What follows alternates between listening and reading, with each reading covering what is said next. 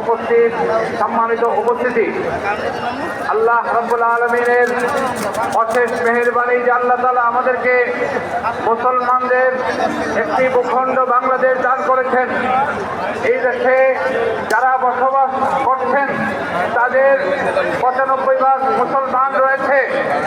এই বিগত জালেম সরকারের পতনের পর এদেশের মানুষের অন্তরে একটি প্রত্যাশা জেগেছে যে এদেশের মানুষ কোরআন সুন্নাহ আইনের ভিত্তিতে রাষ্ট্র পরিচালনা দেখতে চায়।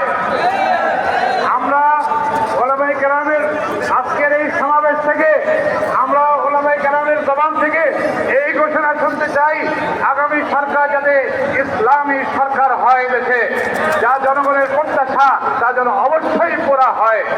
আমরা একটা কথা বলতে চাই, কোনো বিষয় নয়, বাংলার জমিনে গণভোটের মাধ্যমে অনেক রাজনৈতিক দলের আবির্ভাব ঘটেছিল।